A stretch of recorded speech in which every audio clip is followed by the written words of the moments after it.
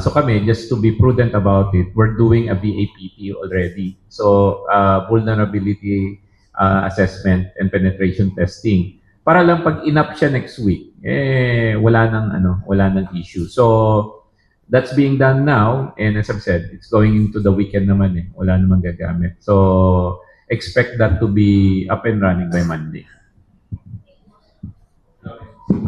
Sorry, circle back lang ako dun sa sunsetting ng 2G and 3G. How big yung ma-free up na spectrum, na frequencies for both 2G and 3G? Medyo substantial. So the exact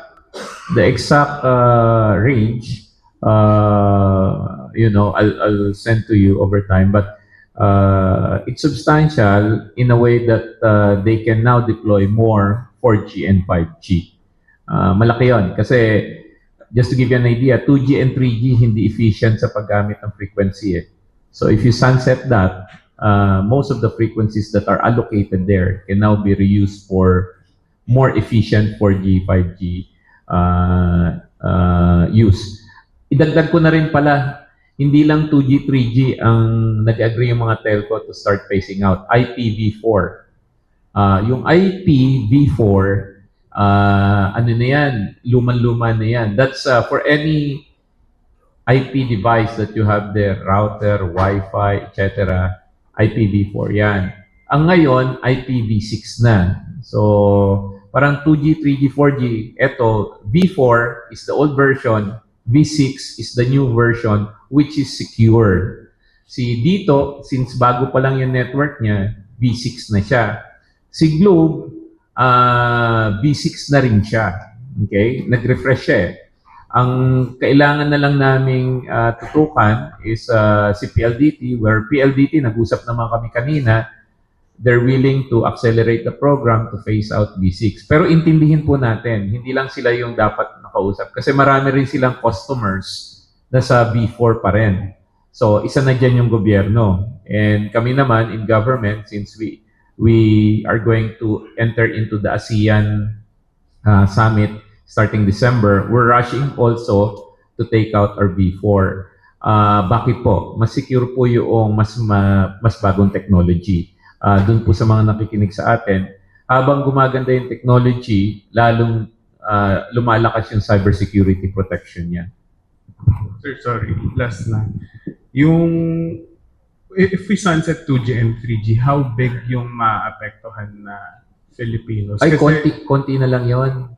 Oo. Ano na bang smartphone penetration natin versus sa feature phones na? Oo. I'm sure there's still Filipinos who use them, especially in the outskirts, sa mga far-flung areas. Do we have data on how big yung maapektuhan? Siguro mga 6 to 7 million na lang yon.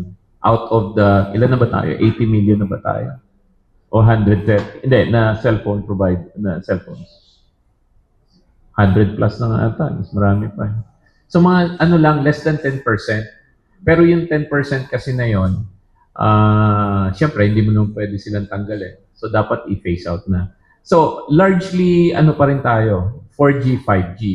Ang problem lang, in areas where may 2G and 3G, doon ka na i-IMSI catcher Yun yung problema So we need to clean it out.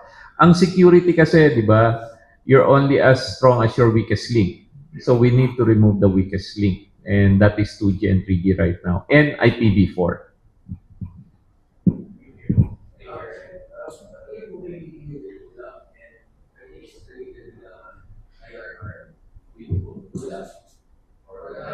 I think kanina yon yung Konektadong Pinoy. Natuloy sila with ULAP, but nandito ako with the consultation with the rest. So, ang feedback na narinig ko naman, maayos naman yung meeting, di ba? Yung meeting kahapon, you're talking in relation to Konektadong Pinoy, di ba? So, on the Konektadong Pinoy, kahapon, we had a meeting with the telcos. Maayos naman yung meeting. That was almost the whole afternoon. Kanina is ULAP. ULAP is the LGU Association, di ba? So maayos din yung yung meeting kanina. I wasn't there but I got good feedback naman na okay siya.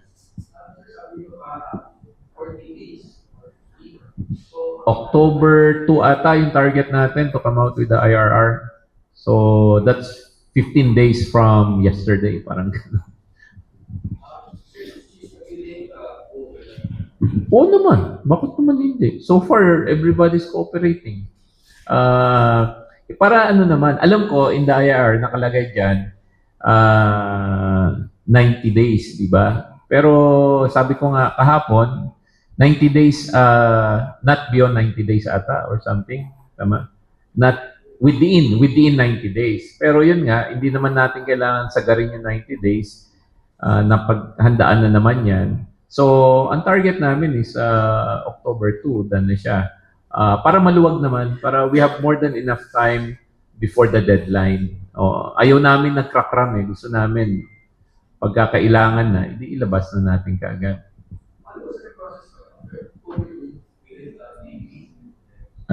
May publishing pa yon, di ba?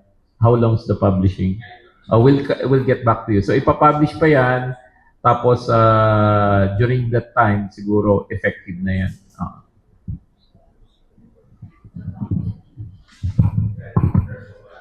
Good evening po, sir. Kiran po from Bumura. Sir, nabanggit niyo po kanina na mas mapapabilis po yung pagtanggal ng mga online harms sa social media. Can you please enlighten us, sir, paano magiging process po nung pagtanggal ng mga online harms na nadedetect natin? Well, kasi dati meron kami, even though may green lane kami dati with social media platforms, medyo natatagalan pa rin kami, especially on certain issues. Kaya we're trying to work within the community standards, identifying ano yung pwede namin gamitin within their community standards para more or less automatic na yung pag-take down. And we're happy naman that they're very open to helping us understand the community guidelines ng kanya-kanyang platform so we can work within those community guidelines. And then, after that, nakikipag-usap din tayo na on how legislation can help them comply din do sa mga to solve yung mga iba't ibang online harms. For example, yung definition of fake news, yung mga definition ng iba't ibang klaseng online harms na hindi naman natin nakikita dati pero because of the advent of new technologies and yung use of these technologies, nag-emerge siya. So, then, tapos yung sa telco naman, nag-agree kami kanina, because of the SIM Registration Act, lahat ng bumili ng SIM, prepaid or postpaid, meron ng database. So, kung halimbawa, may gumamit ng cellphone for illegal activities, meron na kaming process ngayon. Hindi pa siya nalo-launch because baka in 2 weeks time we'll launch it. Pero ang napagkasunduhan namin sa kanila, pagka may nakita kaming reklamo sa 1326 or sa 1326@dict.gov.ph, i-attach nyo dun yung screen cap ng telepono and the phone number.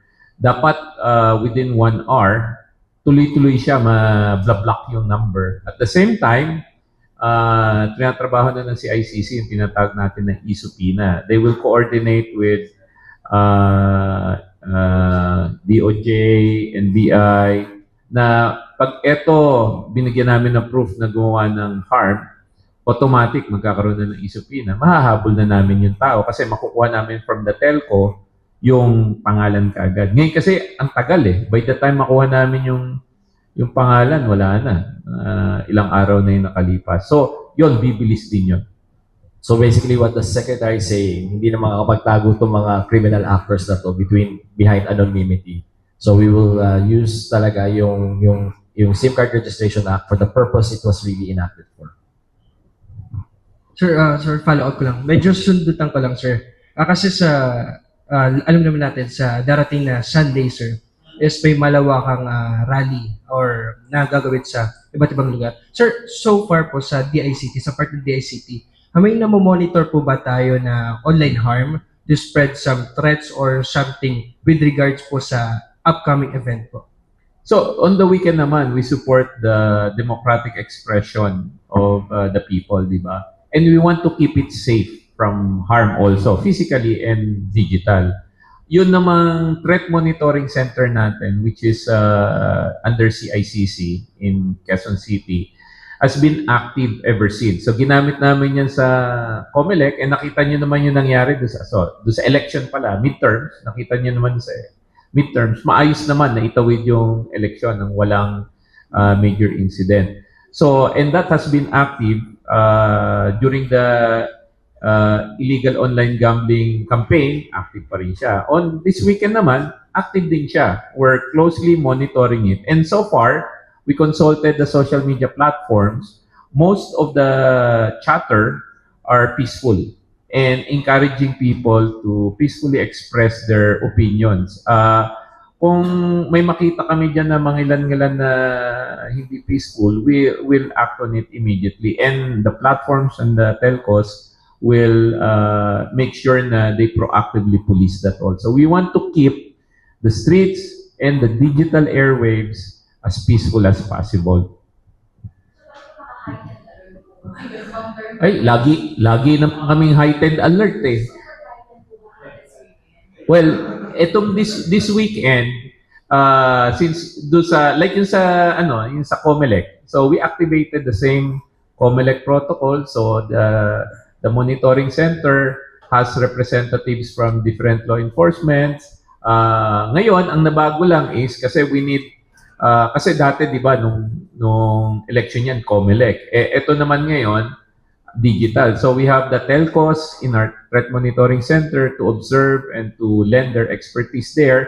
Social media platform are also monitoring, and our friends from the cybersecurity community nandun din. So nakabantay po tayo to make sure na peaceful po lahat yan.